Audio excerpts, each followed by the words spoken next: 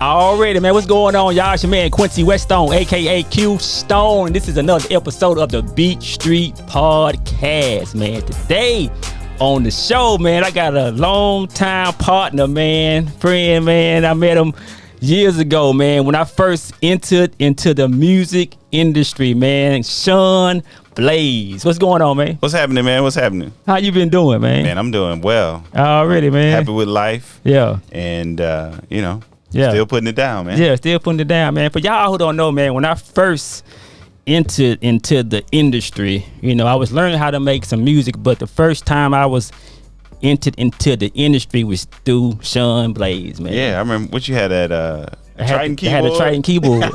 See, I can remember that. That's 20 years. Yeah. Over 20. Yes.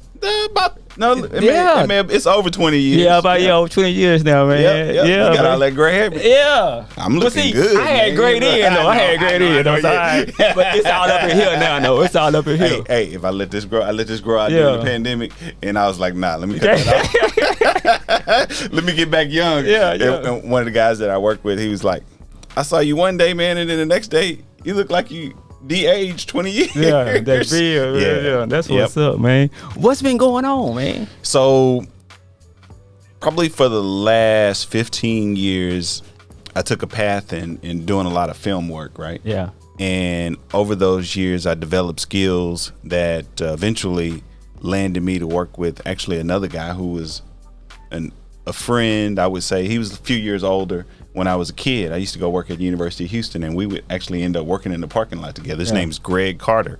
He's probably the biggest director from the city of Houston, right? Yeah.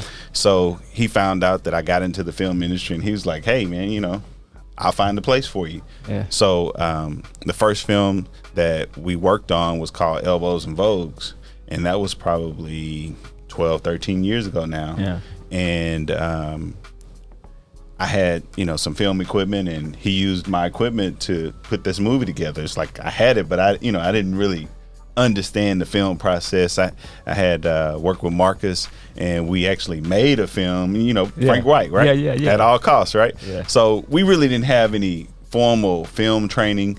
So there was a lot about the film industry that we didn't know. So what I did was got around other people who could begin to teach me, things in the industry, and I finally settled in an area that I kind of have a really good relationship with Greg, which is the editor. Yeah.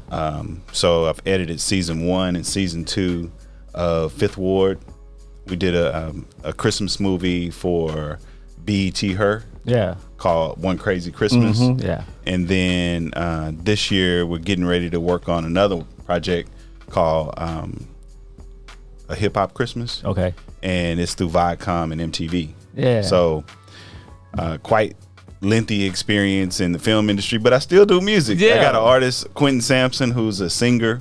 Quite different for me, because when I said I want to sort of make a reemergence into the industry, I kind of wanted to do something different that I hadn't done before. Yeah. So he's a real singer, a la Bruno Mars, Michael Jackson, Prince. Yeah. Kind of in that same genre and style of music. Yeah.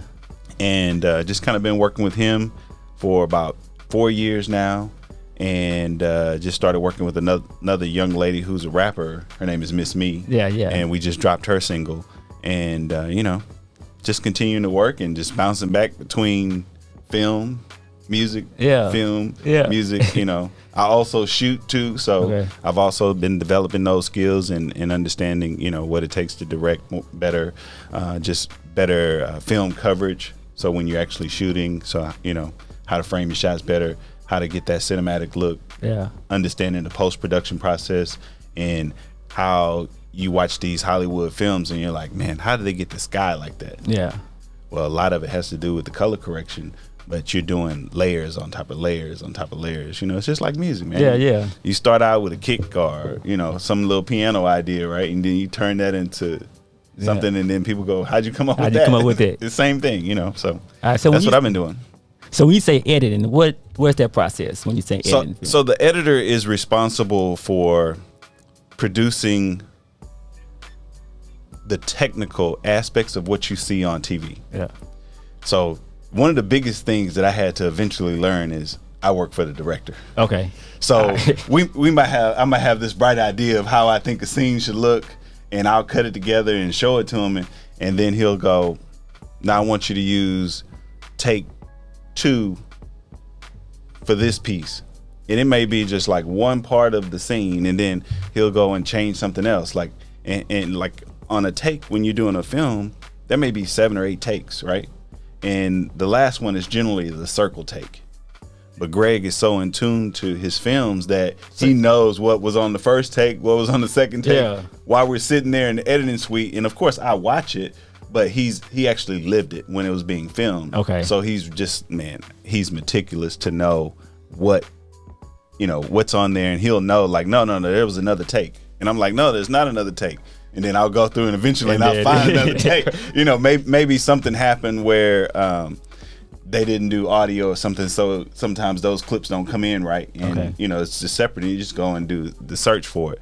But ultimately, you're the guy who's sitting in front of the computer.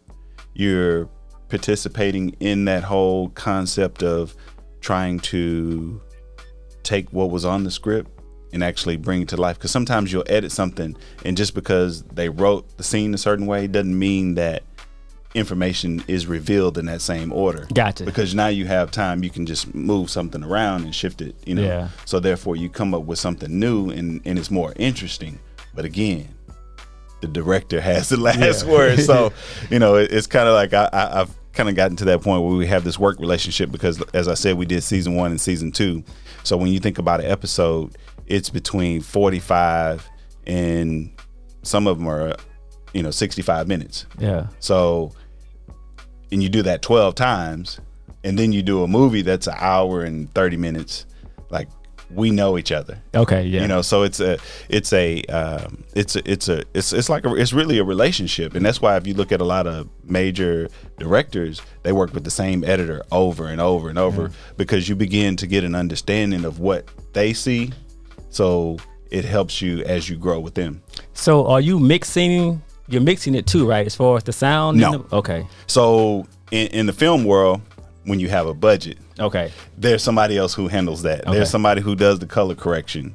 There's somebody who actually collects the data on the set, a DIT. So as the project's coming off the cameras, they're importing the data. There's a script supervisor who's actually taking notes. That's how I know which take is a circle take. So then all that information is compiled. And of course you have external audio, because it's not recorded in the camera, because you have multiple channels of audio. So you combine all that information, give it the scene number, the take, and all that information becomes relevant as you're sitting there editing. Because before I actually start editing the scene, I'll look at all the clips. To get myself familiar. Even if they weren't circle takes, I want to know, maybe there was something good there. So you're just kind of dissecting, a scene that's, let's say the scene is 2 minutes, right? So you got 6 takes of 2 minutes. But sometimes you're even using 2 cameras. Okay. So that's a lot of footage to watch to pull that scene together. And that's kind of why the whole post-production process takes so long. Like they'll shoot we'll shoot like one of those series in like 30 days, right? And we'll spend 4 or 5 months sometimes editing all that content, Yeah. So it's a process where in the past we've actually edited after production. Now with this Christmas movie, because it's Viacom and it's a quick turnaround, like the film is due like 2 weeks after they wrap production. Okay. So I'll be editing, like, so he'll go shoot one day, all those files will begin to get put together, and I'll get them that night, and then he'll come over the next day and we'll edit. Yeah. Either probably after he finishes the second day of shooting. So then that process kind of snowballs, so that you're constantly working, so that when you get to that 2 week, it's maybe a week really, because you got to get to a fine cut and then get that approved. And then once you get that approved, you can start sending it to post audio. And even with this production, it's going to be a little different, because we're going to have a color grade, somebody doing color correction and grading the project on set. Yeah. Okay. Because of the quick turnaround, so it'll move really quickly. Oh man, that's cool. So what you liking better? Like, is it one that you like better, the film industry over the music industry, or they both had the same challenges? I would say the thing that at this point in my career that I dislike are the gatekeepers. And what are the gatekeepers? The gatekeepers are the ones that make the decisions on who can do what and when. Okay. And it's the same thing in the music industry. You know, you try to go to Universal. Well, you just can't walk into Universal and get a meeting with an A&R and get signed. Right. That doesn't happen, right? Yeah. So same thing on the film side. So that's one of the things that I dislike. So what I've actually done is, because of this relationship as an editor with Greg, I love it. Yeah. I don't have to be outside in the heat because we live in Houston, and talking about they're filming a Christmas movie next month. Yeah. You know what the average temperature is going to be, right? Right. So I don't have to be out there, and I can be sitting in the AC. Oh, yeah. Cutting it up. Yeah. So I don't have to worry about, you know, who's buying the film. I don't have to worry about somebody writing the film that's being sold. Yeah. Greg has proved over time and time after time that he can write a project or bring in writers to write the project and get it, you know, through the system. So kind of it's the best of both worlds when, you know, somebody's doing a lot of the work and you're just a part of the, you know, one of the cogs in the wheel, you know. That's what's up, man. Yep. You've been doing that, man. So let's get on producer Sean Blaze, man. So tell the audience, man, who you all work with, man, and kind of, how you got started into the music. So I started with K Reno and Dopey. Okay. They had a group called COD, and that was really my introduction to the business side of the music industry. Like, you know, of course I knew Ghetto Boys and Fifth Ward Boys, and, you know, I can remember back like taking the Ghetto Boys, the original Ghetto Boys music to Los Angeles with me, and I'm jamming and nobody else has it, right? Because it was just so regional at that point. So I started with them, and, you know, really just kind of trying to figure out, like, where do I fit in the music industry? So I grew up with my grandmother, and my grandmother, man, she used to have, like, you would think she was a damn DJ. Yeah. Because she had records just like lined up on the wall. Yeah. So I knew all of the music. And as I got into, like, okay, Dr. Dre's, you know, he's used, I know what he's used. I know what record that is. It's like, oh man, I could do that. Yeah. Well, it's not that simple, but you know, that's what you think, right? Yeah, so you get in, you start sampling something, and, you know, you trying to get the tempo, you know, the loop right. Yeah. Because back then it was very antiquated. You know, now you just say, okay, how many beats per minute is this? Yeah. All right, move it, shift it, boom, loop. Yeah, got it. Yeah. Well, back then, you know, you had to adjust the sliders on the sampler. Yeah. And you're like just trying to get the timing, and, you know, it's a feel. Like, even if you go back to some Kanye West stuff where he used the ASR, because that's what I use. Like, a lot of that stuff, you got to the point where you could do time stretching and things like that. So from there, I decided I was going to be a rapper too. So I was just, you know, I bought me a little drum machine, I think it was at least it's DR16, man. I'm just, you know, just doing drum programming and rapping on top of that, right? Yeah. So from there, it just kind of continued. I got an opportunity because I knew Big Steve and Captain Jack, and, you know, it got to the point where I was doing some things, and I was putting together this EP, and they allowed me to open for the Fugees. Yeah, okay. Just because I was cool, you know. Yeah. And we were talking about this story earlier that, you know, myself and South Park Mexican actually used to be in the parking lot at Boomerang selling music. Yeah. You know, to whoever was coming in, we was trying to hit them up, you know, back when it was hand-to-hand combat. Yeah, old school ways. Selling music, you know. And this is like way before South Park Mexican was South Park Mexican. Yeah. It's like, I didn't even realize who he was until a few years later. Like, man, that's the same dude that used to be in the parking lot with me, you know, because he was out there by himself just like me. And, you know, it just kind of continued to progress. And then I was introduced to these guys from another friend of mine, Gangster Profile. Okay. So Gangster Profile was some young kids. They were still at Yates High School, right? So me being from 3rd Ward, I felt like, okay, they from my hood. So, you know, I'm going to do something with these boys. So I started producing them, and we were just trying to get the group down and together, and it got to the point where I had been working with them for a year, right? So I said to them, hey, man, you know, I still want to work with y'all because we did a 1-year deal. Yeah. And they were like, cool, we still want to work with you. So we just kept working. I ran into Steve Caldwell. Yeah. You know, in the parking lot, he was doing some promotion for ESG. Yeah. And I said, hey, man, I got this group, man. You need to check them out. So he heard the music, and he was like, oh, yeah, man, these boys hot, you know. So we ended up getting to the point where we were doing a deal, and he called me and said, hey, Sean, what are they talking about? They're not signed to you? And I was like, well, you know, technically their contract ended, but no, they're not signed to me. So he was like, well, they saying they don't want to sign with you. They want to sign with me. And he said, don't worry about it. I'll take care of you. So granted, I wasn't able to get the kind of deal out of that situation that I wanted, but I was still able to at least have a contractual agreement to make money if they made money, because he knew that I discovered them and I had done everything. You know, even if you go look at their album cover, me and Doug King did their album cover that they actually used on the release. So we were so tied in, and it's just one of those things where you live and you learn. I was still young in the music industry, and you know, it's like, I'm smart enough to know, hey, if you don't have a contract on somebody, what you gonna do? You gonna beat them up or something? You know, like, you're not gonna get anything out of it then. So I just kind of roll with the punches, and you know, that relationship with Steve really opened me up to other people in the music industry. So there was definitely a benefit by, you know, just kind of letting water go under the bridge and moving forward. So Steve introduced me to, you know, I had access to opportunity to work with Big Pokey and ESG, and you know, at that point I was beginning to build the buzz for who I was as a producer, and Straight Profit kind of hit the ground running for me. And what was crazy is my brother had gave me a CD, and it was the group Zero was in. And I heard the CD, I was like, man, who is this dude? That's who. And my brother was like, yeah, man, let's find this dude.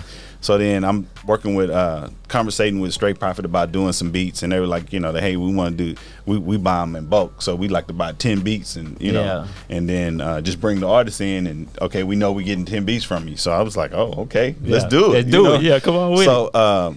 So the first day they come to the studio, in comes Zero. So that's when I met Zero, and then it was just like, oh man, this dude is like quick. Like, over the years, I understood like him as an artist, and kind of like I'll call it the depressing type of song. Right. So I knew that all I had to do was some minor stuff, you know? And he's good, right? It's like, he on his way. Okay, let me whip something up, you know? So then that's probably like around the time when I met you, that's fine. where it was beginning to, you know, where I saw a lot of opportunity. And of course, like, one of the things that I always sit back now and say, I wish I would have done differently, is I wish I would have been more into music, like writing music, understanding music, because I can honestly be real with myself and say, I could hear music, but I couldn't write it. I couldn't produce what I was hearing because I didn't know enough about it. So I always look back and say that was one mistake musically. And that was one of the things I wanted to say in this podcast, that, you know, when you as the listener, you're watching this, what you have to prepare yourself for is no. You have to remove any reason that someone can tell you no. And even bigger than the Zero thing, here it is, I'm on the Rock the Mic tour with 50 Cent. You know, and I kind of skipped the whole lot there, but on the same topic, it's like I'm on the tour with 50 Cent in a studio bus. Right there. And I felt like I'm not at that, like, I hear the music, but I'm not at that level to produce it. And I just kicked myself in the butt, because I feel like that's really all you could ever ask for, is to be the fly on the wall, and really not even the fly on the wall, the dude pushing the buttons in the room. Which is, you know, and I back up, it's like I met 50 Cent because of Juvenile. And I knew that me traveling with Juvenile would actually create some of those opportunities of meeting other artists, because the music industry is, in any industry where you're trying to meet people that are at a higher level. Well, when you walk in the door with somebody who's at a higher level than you, they're able to get you in. You know, so then you have to, once they get you in, you got to be ready though. And that's what I was saying. I wasn't ready. Like I understand now I should be. And that's why I'm wanting to share this message with you guys so that y'all understand that y'all need to be ready. Yeah. Remove any reason somebody can tell you no. If you're trying to be a producer, you need to know all the scales. Yeah. And Dorian, Phrygian. Yeah. And keep on going down the rest of them. Yeah, you need to know. And, just knowing that information just better prepares you for whatever you might face musically. Yeah, right. And then you got to practice. It's like, Avery, right? Yeah. So me and I used to call Avery sometimes. He'd be like, "Oh, I'm practicing." Yeah. And I'd be like, "Man, you be practicing like 5 hours." He's like, "Yeah, man, every day." Yeah, practice. Yeah. But get that dude any instrument. Yeah. And what he gonna do? He gonna show out. Yeah. So, it's just one of those things where you have to prepare yourself because you don't know when you're gonna get that opportunity, and if you're not ready, yeah, you're gonna get left behind. Right on, man. Drop it, man. Right on, man. What song did you work with 50? So I did the song called Bloodhound. Yeah. So originally that song was a Young Buck record. Yeah. So we were on the bus working on a beat. Chili, who was one of the writers, Chili is like he's a legend. Yeah. As a writer, like a lot of the Cash Money songs are songs that he actually came up with. I used to have a nickname for him. I used to call him 2 bars. Okay. Because he would come up with 2 bars. Yeah. Which is, the first part of a hook, and you repeat it. Yeah. And now you got you a song. Yeah. And so Chili and Buck worked out, that song. And so one time we were in New York and 50 was doing some recording. There's actually this whole little compilation that we did, UTP and G Unit, and you can go and find it. It's out there. Yeah. All of us on it. I did a bunch of tracks on there, and when I first heard 50 rap, I was like, man, who is this dude? Yeah. I knew that he had something that I hadn't experienced in my career, but then beyond that, it's kind of like what I'm talking about, being prepared, right? So 50 told me that after he got shot and he started healing, he used to go up to Columbia. A lot of you guys don't know he was signed to Columbia Records, which is a major label, before he got shot. Yeah. After he got shot, they were trying to keep him away from the company because they ain't want that heat around him. These are business people. Right. They're not street guys, so they don't want to be around anything like that. And he told me what he did is he used to go up to the label, and he would go from department to department to department to ask them what they do. Can I sit with you for the day? Kind of almost like an intern kind of spirit. Yeah. So that he can teach himself the music industry, because at that point he didn't have a deal. So he knew he had to do something on his own. So if you go back and do a lot of the research on G Unit prior to signing to Eminem, man, them dudes were doing tours. They were selling mixtapes. Yeah. They had security. They had a promotion team. They had a street promotion team. He had management. Independent, man. Yeah. So in those conversations, I was like, man, not only is he, a really good rapper, this dude is pretty smart. Yeah. So, and I guess that's how you can see hindsight. Yeah, hindsight. You can just look back and see, hey, this dude is about business. And that's what I think a lot of artists don't really understand. And one of the things that he said that kind of always sticks in my mind is for you artists is that you have to be prepared so that when you're on stage and there's X number of people in front of you, they have to know what your next move is going to be. So they can begin to support you, because guess what? While you're on that stage, that's called free marketing, people. Yeah, you got them. Yeah. Exactly. You got them now. So now you get them on the next product. Yeah. And then however you get back in their face again, you get them on the next product. Yeah.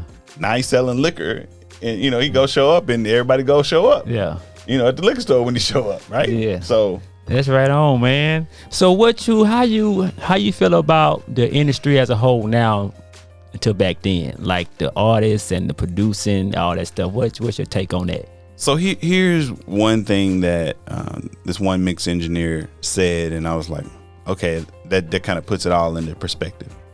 Like, I can't say that I'm a fan of what's out there now. There may be there's a few guys, Lil Baby, the Baby, like that I can say, okay, I can listen to them, right? But then there's some other stuff like Right. I'm trying to understand the vocabulary. See what they say. Is this a foreign language? Yeah. And it's not. But what it is when we were kids, the music we listened to, our parents or guardians would be like, "Get out of here with that." Right. Well, I hit that day in the car with my son. Yeah. We're riding and he's like bumping. I'm like, man, can we just ride in quiet? Yeah. Because I don't want to hear what you're listening to. That is not for me. Yeah. But he jamming, and I'm like, okay, I get it. Yeah. So I won't talk down on what kids are doing today because it's not for me. Yeah. I don't speak that language. I'm almost 50 years old. Yeah. I'll be 50 years old this year, Already, man. So just from that perspective, it's like they're not rapping for me. Right. They're rapping for the people who buy. I'm not gonna go buy their music anyway. That's right. Yeah. If I can't get it on, I pay my my $13 a month for everybody in the family to get music. That's it. If it ain't on there, y'all can forget about it. Yeah, man. But it's like even with that, I use it more for mixed references, than to actually go listen to music. Yeah. I don't I get in the car, man. I turn on CNN or some kind of news channel, man. I know. I'm trying to find out other things that are going on in the world that's important to me. So it's the same thing. I be listening to sports radio, man. I'm like, I listen to a whole day of sports radio. Hey, man, that's what happened when you mature. Yeah, I guess. Yeah. Because it's, again, what they're rapping about is not for us, and you're not trying to live that life. Yeah. You're not trying to hang out in the club and, be a part of that life. You're on something different, Yeah, right on. Same thing for me. So how often do you make a beat nowadays? So I'll answer this in a couple different ways. So probably the last 3 years, I've probably done more music than I've done in my entire life. Okay. But probably the last 6 weeks, I probably did 2 beats. Yeah. So what happens is, it's like I have a full-time job. I have a granddaughter. I got 2 adult kids, actually 2 granddaughters now. Yeah. Sydney just had a baby too. So I got, a wife of 22 years. Yeah. And really, I guess this other project that we had at the house going that just kind of finished up. Okay. Was taking up all my time. Yeah. So now I've turned the corner, and a lot of that time is going to free back up. But it seems like just as that finished, I started getting some mix projects where people wanted me to mix their records. Yeah. So I've been doing mixes for the last 2 weeks now. Yeah. So I try to get in. Sometimes when I first get home, because I leave my equipment on all the time. Walk in the door, get in there, and just, especially if my wife's not at home, get in there and hammer something out. How is she, by the way? She's good, man. Yeah, man. Get in there and hammer something out before she get home, because, the walls be rocking, Yeah. So I have a studio at the house, and I have it's called a Next Gen Suite. So it's like a 1-bedroom apartment connected to my house. Okay. So I do all my studio stuff out there, and, it spills over into the house because I'm, I got some beaters up in there. Yeah. So when you're making, are you into the market with them, or are you just making stuff for projects that you're doing? So sometimes I am constantly reevaluating that. Yeah, I am too. For me, I don't really have time to get out there and do marketing. Back in the day, man, I used to have to go to the club. Yeah. Run into a Slim Thug, run into a whoever. Yeah.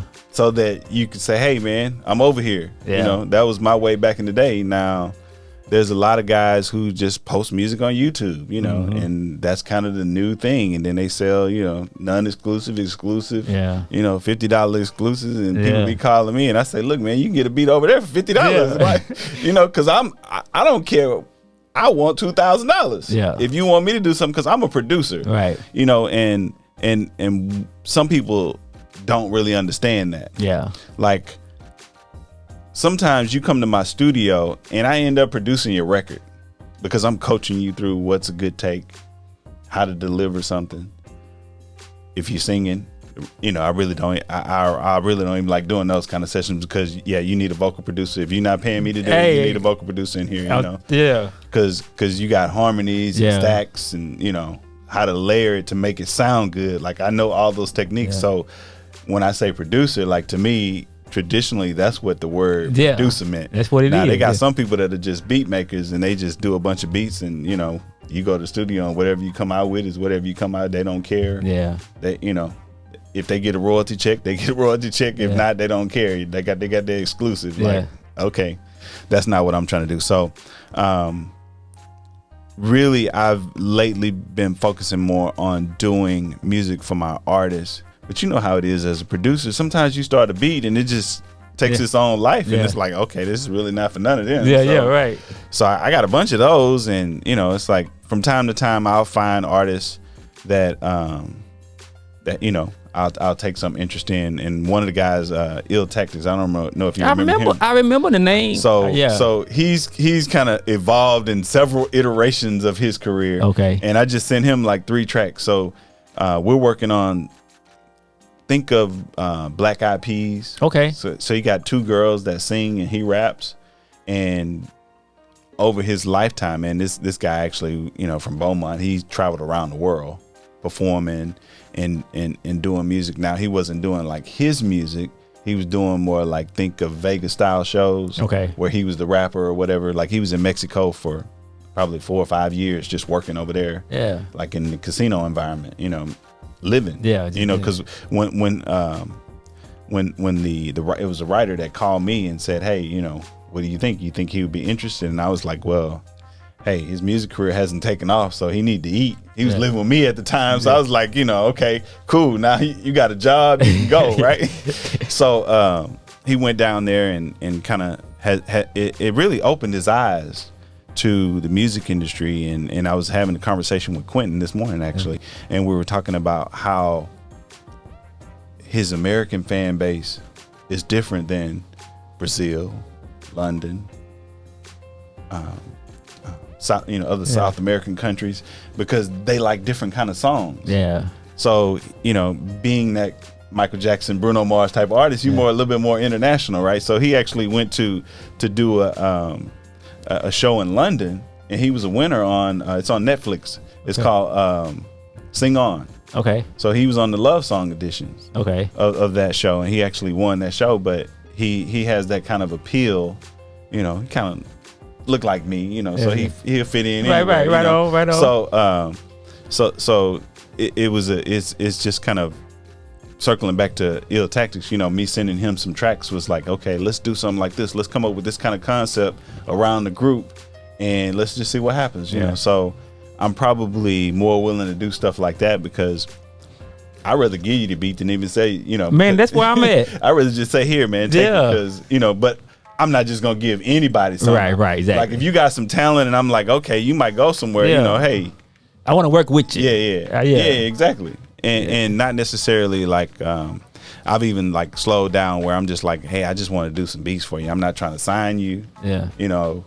What you make happen with it is on you. Yeah. Like I'll give you some pointers, and you can bounce some ideas off me, but I'm not trying to work on your project, you know, because then you get into the process where artists feel like you owe them something. Yeah. And I'm like, nah, I got too much other stuff going on, to deal with that. So that's kind of where that's at. Man, that's what's up, man. Shun Blaze up in this thing, man. Man, it was something I wanted to ask you, and I forgot. I was just listening to your talk, man. Oh, shoot. It happens from time to time, so we have to just chop this off, man. Man, what I have to say, what you working with right now as far as equipment? So I use Logic to do music production. Yeah. But I actually mix with Luna. Okay. Is that where you do your movies? No. Stuff at? Oh. Luna is a application from Universal Audio. Okay. So I have like their interface. Okay. I have a bunch of their interface, and they the reason I first started using them is they actually have these DSP chips, so you can process more plugins where, if your computer won't do but so many plugins, and then you start using some very intensive plugins, you'll run out real quick. Yeah. So I started buying their products, and then they actually developed their Luna software, which is it's a la Analog. Okay. So they have some really nice tape plugins that they've created. Some of their newer technology is like they have what's called console. So they've taken an API console and actually integrated into their software. Of course, you got to buy it. Right. Okay. It's like literally the front end with the preamp, the trim. high shelf, low shelf filters. You can switch between their API EQs and the compressor. So it's like it's just your traditional channel strip. Yeah, so how would you compare them? Like have you heard like the Waves APIs? Are they had close? I wouldn't think so. Okay. I think they have a really good edge on the API technology. I do have I have their ultimate package, so I have like all their plugins, right? So because what I used to hate is you go in and look for one of their plugins and then you're like, oh, I don't have that one. Yeah. Because they show up in the list, you got to take them out. I'm like, man, okay, I like their plugins, so I'm just buy everything. Just give them to yeah. So there's another company that I like. What's it? Plugin company called? I can't think of their name. Plugin Alliance. Okay. So Plugin Alliance actually came out with the 9000 SSL. Console plugin. So what I now do is I'll use some SSL. I'll use like the SSL 4000 from Universal Audio on my drums. Yeah. I'll use the API on some bass, dark guitars, and then I'll use the 9000 on vocals. Yeah. So I'm running a whole mixture, when I'm mixing of just my little science project of what I think sounds good on what, which is kind of how the original hardware gear was. You could use different things for different. That's why I used to have like 18 racks in the back, with all these different strips, and they've created all this stuff in software, and I think it's pretty impressive. I think if I plugged in the real thing right next to it, I think we would say, okay, there's a little difference. Yeah. But when you only have, $400 or $500 to mix a song, hey, the emulation sounds great at this point, So it's like you go into a major studio that has all those, pieces of equipment in there, man. It's like $200 an hour. Are you running any hardware? Anything through any hardware? No. So I do have. I bought a SSL 6. Okay. So it's like an analog console with the intention of running stems. Yeah. But I think after I use it a few times and having to think, okay, I got to print a whole mix. And then at the time I was kind of just using Logic. And then sometimes it had a little hiccup as it played back. Yeah, okay. And so it's like because you got so many plugins running that I was like, it's not worth it. Yeah. I'm good. Yeah. It's like, I feel like I'm hearing, it's going through one of the channels on there. So I'm hearing that sound, and I think I'm as I'm shaping the mix, I think I'm getting out of it what I need. All right, man. So. But I'm strictly in the box just because I can hit recall, boom. Okay, what you want to turn this up or down? Okay, cut some of the bass out of that. Okay, boom, we done. Print. Yeah, where when you working with a bunch of analog gear, because I started about getting some 500 series stuff. I got one. I got that knee over there, and I can see using it going in. Yeah, but that's it. It's like I'm not gonna come back through it again, and one channel at a time. Right. I got you. But if I had the money, I would probably get the SSL Orion. Okay. Or the Neve. Yeah. If I just had the money to say okay, but I'm always sitting there evaluating, like, not if I had the money, is that a what you want? Yeah, I got you. It's like, is that gonna make me any money? Because like. The Orion is about $50,000, right? Yeah. So I could buy that console, but am I gonna make $50,000 if I buy it? And I'm not trying to buy it to make $50,000. I'm trying to make $200,000. Right. So if I can't see a way to make $200,000 off of it, it's not worth me buying. So back to the plugins. I feel you, that's already paid for. Hey, become a master of figuring those out. So a lot of it is trial and error. Okay. And really funny story. So the client stuff that I'm mixing right now, they approached me about 2 months ago saying that we want to get some songs mixed, man. What do you charge? I told him $400, right? So because that was like his price, $400. He was like, man, I got other dudes telling me like $100. Yeah. $150. I was like, well, I'm like a fine steakhouse. You go to Morton's, you're gonna pay $100 per person, right? Yeah. You're gonna leave, you're gonna be happy when you leave. But you can also go down to Steak and Ale and get you a steak. Yeah. And it's gonna be like rubber, right? Yeah, right. So yeah. When I explained that to him, he was like, oh, okay. So then he went and got a song mixed somewhere else and ran into problems with this guy, couldn't get the sound. Right. So then he was like, I want to start with one with you. You know, I'll pay you what you ask.